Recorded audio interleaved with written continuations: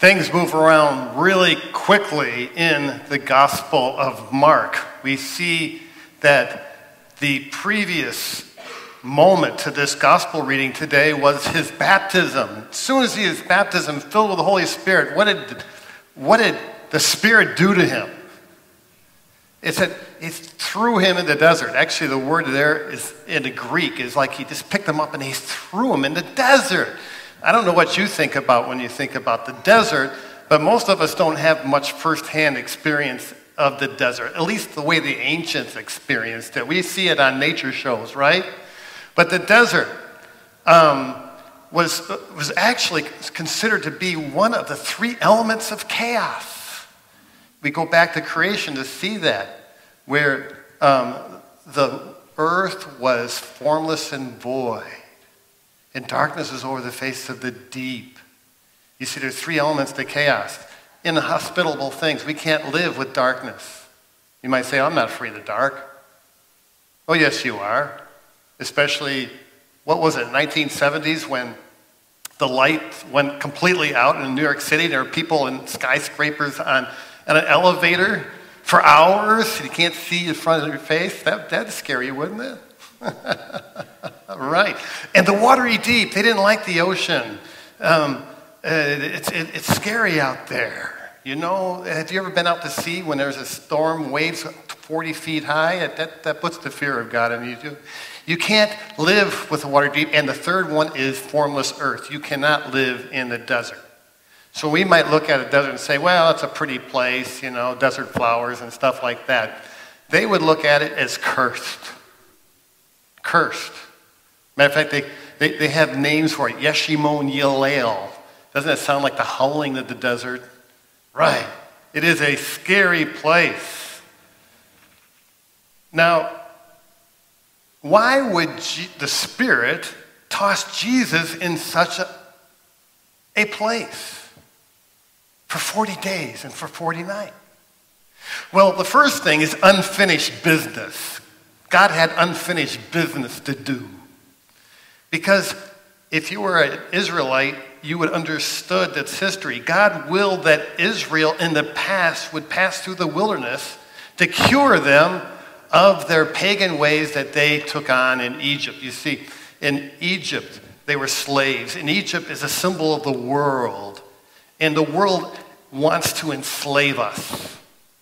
And God brought them out, and passing through the waters of the Red Sea is like passing through the baptism. It's kind of like a rebirth. And then they had the desert and the wilderness. And it was there God wanted them to experience before they got to the Holy Land, to the Canaan land, to the Promised Land.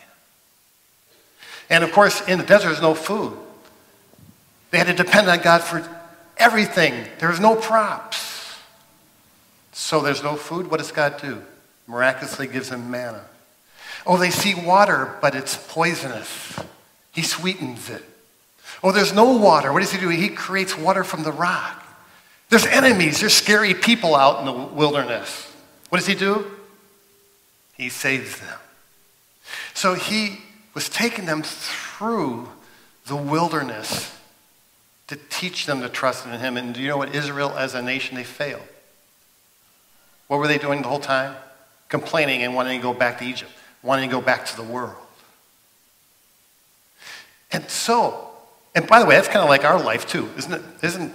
Isn't kind of life a wilderness for us, right? You know, we were baptized and we're going to heaven. But you know, life's a lot like a desert where we have to learn how to trust in him. And we can, because we have Christ within us who succeeded where Israel failed. So, that is God's unfinished business. Jesus is the true Israelite that succeeded where Israel failed. Now, we have to understand that the desert is a scary place. And this is such an interesting, I think, passage to explain this in the middle of the book of Isaiah, where he's saying that Jerusalem is going to be judged. It's going to become a desert. Thorns shall grow over its strongholds. nettles and thistles in its fortresses. It shall be the haunt of jackals and abode of ostriches, and wild beasts shall meet with hyenas, and the satyr shall cry out to his fellow. Yes, there the night creature alight and find for herself a resting place. That sounds really icky, doesn't it? Oh, by the way, the night creature. Do you know what's that? It's called Lilith. Have you ever heard that name before? I don't know if you ever watched Cheers, but the psychologist, right? I think that's Jewish humor from the Jewish writers. They say, no, we'll call her Lilith, the night hag. And Lilith the night hag was scary. It's a night demon, okay? That's what lives in the desert. Well, note that little phrase here in the gospel, and he was with the wild beast. It's there intentionally. The gospel is written with great economy.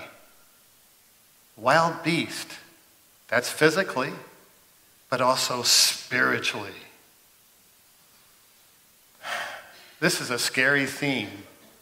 Jesus thrown by the Spirit into the desert. I keep on coming to that word icky. It's kind of like, the feeling I get is like the witch in Oz.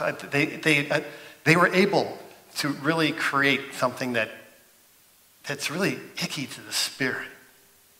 And that's what Jesus had to face. He is facing the full brunt of evil in this wilderness. And we see Jesus at prayer. You know, there's only two places in the Bible where we really see Jesus at prayer. They're always saying a narrative. He went out to pray, he went out to prayer. But he went and prayed in the wilderness and also at the end in the Garden of Gethsemane. And you usually think that when you pray, you're going to meet God, right? Isn't that the whole purpose for prayer? But what does he meet? The devil. Think about that. He meets the devil in prayer. Prayer, if it's done right, is a scary thing. And Jesus, who is God, you'd say, well, why should God have to pray? Well, he was both God and man, with a human will and with a divine will. And I think the greatest feat of all time is Jesus wrestling with his human will and putting it in perfect harmony with his divine will. That's what prayer is. It's a fight. And he had to fight Satan. And he had to fight Satan on his own turf. The spiritual wilderness of this world. Now, I got a quick story about something, about St. Anthony. You ever heard of St. Anthony of the Desert? Of course you know St. Anthony. He's an interesting guy. What he was is in the 4th century, late 3rd century, into the 4th century, he was a wealthy guy. And he heard the gospel one day saying, go sell all you have and follow me. So he sold everything he had. And he just lived a very devout life. But then at one point, God called him to go into the wilderness, just like Jesus. And this was in Egypt. Okay, now what do you know about Egypt? It is the land of the occult.